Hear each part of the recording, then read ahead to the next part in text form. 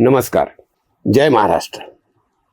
मी राजेंद्र शहापूरकर आणि आपण पाहतात बुलंद निर्भीड आवाज जनतेचा. जमलेल्या माझ्या तमाम हिंदू बांधवांनो, भगिनींनो, मातांनो, आपण जो ऐकला हा बुलंद आवाज कुणाचा, म्हणजे हा काय प्रश्न झाला? आवाज असतो शिवसेनेचाच, म्हणजे होता एकेकाळी असे म्हणूया फार तर. शिवसेना प्रमुख बाळासाहेब ठाकरे यांचा हा आवाज आहे. या आवाजाने सुमारे 5 दशकं मराठी मनावर अधिराज्य गाजवले आहे. शिवसेना आणि बाळासाहेब ठाकरे हे एक प्रकारचे अद्वैतच म्हणावे लागेल. म्हणजे शिवसेना म्हटले की बाळासाहेब ठाकरे आठवतात आणि बाळासाहेब ठाकरे यांचं नाव घेतलं की शिवसेना डोळ्यासमोर उभे राहते. शिवसेनेचा विचार बाळासाहेब ठाकरे यांना वगळून करताच येत नाही आणि बाळासाहेब ठाकरे यांच्याबद्दल विचार करायचा झाला तर तो शिवसेना वगळून होत नाही. म्हणजे असं हे अद्वैत आहे. शिवसेना या 4 अक्षरात काय ताकद होती, होतीच म्हणावं लागेल. म्हणजे होतं असं. आता हे इतिहास चक्रच आहे, खालीवर होत राहतं. म्हणजे मराठी माणसाच्या न्याय हक्कासाठी लढणारी संघटना हे बिरुद कपाळी लिहूनच शिवसेनेचा जन्म झाला. 19 जून 1966 या दिवशी बाळासाहेब ठाकरे यांच्या शिवाजी पार्क दादरमधील घरी हा जन्म झाला. 10-15 जणच उपस्थित होते त्यावेळी.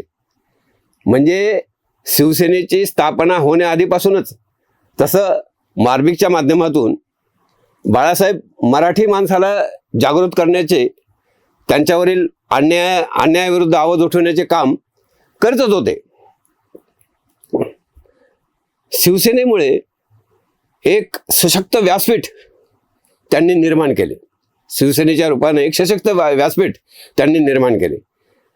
शिवसेनेच्या स्थापनेचा आता एकमेव साक्षीदार शिल्लक आहे आणि विशेष म्हणजे तो मराठवाड्याच्या जनतेचा अतिशय परिचयाचा आहे, अतिशय जवळचा आहे. ते म्हणजे दिवाकर रावते. दिवाकर रावते आणि मराठवाडा हे सुद्धा असंच एक वेगळे समीकरण आहे. अर्थात त्याचा उल्लेख पुढे येईलच म्हणा. तर असो, म्हणजे शिवसेनेच्या स्थापनेनंतर 4 महिन्यांनी 30 ऑक्टोबर 1966 दसऱ्याच्या मुहूर्तावर शिवाजी पार्क मैदानावर शिवसेनेचा पहिला दसरा मेळावा झाला. शिवसेनेच्या वाटचालीमध्ये दसरा मेळाव्याला अत्यंत महत्त्व आहे, अगदी अनन्यसाधारण असे महत्त्व आहे. सुमारे 46 वर्ष बाळासाहेब ठाकरे यांनी दसरा मेळाव्यात मार्गदर्शन केले आहे. म्हणजे 1-2 वर्षाचा काही अपवाद असू शकेल, पण अगदी शेवटपर्यंत म्हणजे 2012ला मृत्यूपर्यंत मला वाटतं दसरा मेळाव्यात 2012ला त्यांचे रेकॉर्डेड व्हिडिओ च्या माध्यमातून शिवसैनिकांशी संवाद साधला. म्हणून मी सांगतो, सांभाळून घ्या. मला सांभाळलं, तुला सांभाळा, आदित्याला सांभाळा आणि महाराष्ट्राचा उत्कर्ष करून घ्या. आता हा शेवटचा जो संवाद होता हा बाळासाहेबांनी साधलेला एक भावनिक असा प्रकारचे आव्हान होते. म्हणजे कसं की उद्धवला सांभाळा, आदित्याला सांभाळा, म्हणजे असं भावनिक आव्हान त्यांनी शिवसैनिकांना केलेलं होतं यामध्ये. पण असो, एक पक्ष, एक नेता, एक मैदान आणि वर्षातील तो खास दिवस दसरा, जागतिक विक्रम आहे हा. 80% समाजकारण आणि 20% राजकारण हे शिवसेनेचे प्रारंभीचे सूत्र होते. म्हणजे त्यांचं बेसच तो होता. शिवसेना प्रमुख तर राजकारणाला गजकरणं म्हणायचे, म्हणजे खाजवलं की वाढत जायचे असं ते आपल्या स्टाईलमध्ये म्हणायचे. पण पुढे हळूहळू पर्सेंटेज वाढत गेले आणि आता तर समाजकारण म्हणजे काय रे भाऊ असे विचारायची वेळ आलेली आहे. आता ते सर्वच पक्षाबाबत म्हणता येईल म्हणा, पण शिवसेनेचं थोडं वेगळंच होतं. एकदा असंच म्हणजे 1987 मध्ये मी मातोश्रीवर बाळासाहेबांशी बोलताना या संदर्भात त्यांना छेडलं. तर ते म्हणाले की अरे बाबा ही राजकीय अपरिहार्यता आहे. पण असं सांगताना शिवसेना हा माझा एकच असा पक्ष आहे की जो रक्तदान शिबिर आयोजित करतो. आमच्या ऋणवाहिका आहेत. राज्याच्या कोणत्याही कोपऱ्यात काही नैसर्गिक आपत्ती आली तर धावून जाणारा माझा शिवसैनिकच पाहिला असतो. माझा नगरसेवक जनतेला 24 तास उपलब्ध असतो. हे त्यांनी आवर्जून आणि मोठ्या अभिमानाने मला सांगितलं होतं. समाजकारण मी विसरलेलो नाही.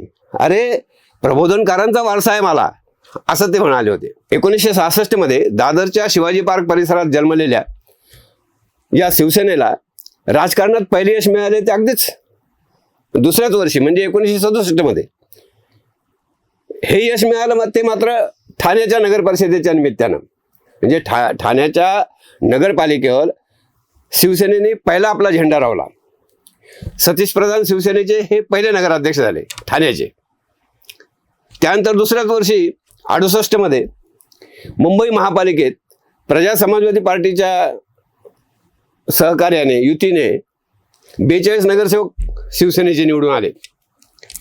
पुढच्याच वर्षी लगेच 1969ला परळ विधानसभा मतदारसंघात पोटनिवडणूक झाली आणि शिवसेनेचे वामनराव महाडिक पहिले आमदार झाले.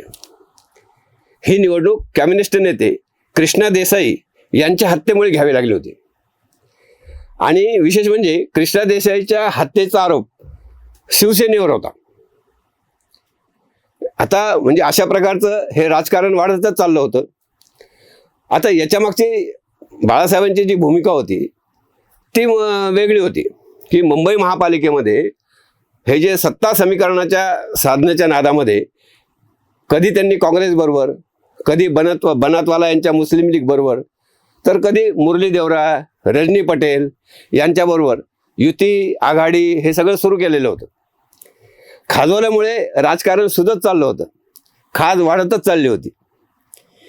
मग डॉक्टर हेमचंद्र गुप्ते, सुधीर जोशी, मनोहर जोशी, आमचे वामनराव महाडिक, छगन भुजबळ, दत्ताजी नलावडे, डॉक्टर रमेश प्रभू, चंद्रकांत पडवळ, शरद आचार्य, दिवाकर रावते, मिलिंद वैद्य, विशाखा राऊत, नंदू साटम, हरेश्वर पाटील, महादेव देवळे, दत्ता दळवी, डॉक्टर शुभा राऊळ, श्रद्धा जाधव, सुनील प्रभू, स्नेहल आंबेकर, विश्वनाथ महाडेश्वर आणि किशोरी पेडणेकर असे 24 महापौर शिवसेनेने दिले.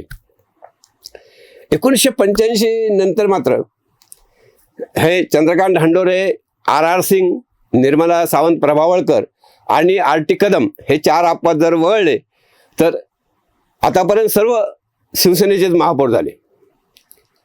म्हणजे गुप्ते 1971-72 मध्ये झाले. म्हणजे 66ला स्थापना झाल्यापासून सर्वसामान्य मुंबईकरांचे दैनंदिन नागरी प्रश्न सोडविण्यासाठी म्हणून शिवसेनेला महानगरपालिका जवळची आणि महत्त्वाची वाटली असे दिसते.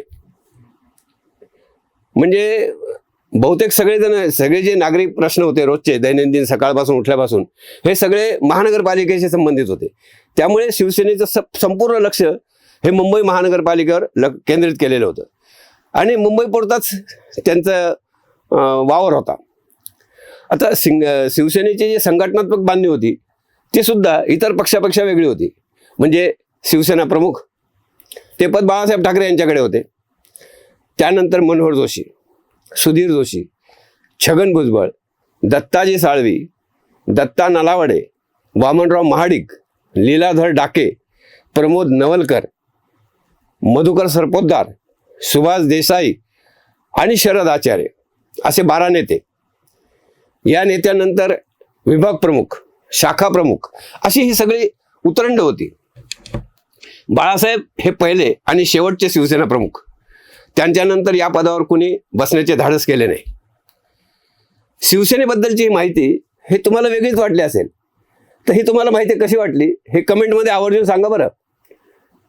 तर मित्रांनो, कधी कधी असं हे वाटत होतं की खरंच या इतिहासाची, शिवसेनेच्या या इतिहासाची काही गरज आहे का?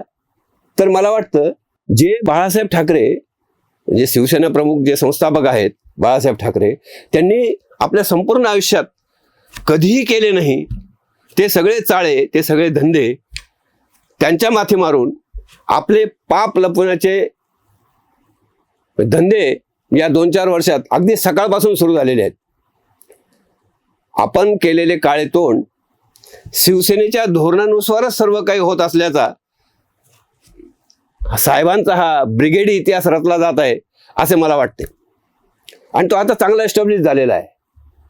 तर अशा परिस्थितीत गेल्या 40-42 वर्षापासून मी प्रत्यक्ष अनुभवलेली आणि पत्रकाराच्या नजरेतून टिपलेली शिवसेना नव्या पिढीसमोर मांडावी म्हणून आणि फक्त त्यासाठीच हा अट्टहास तुम्हाला कसा वाटला कमेंट करून नक्की सांगा.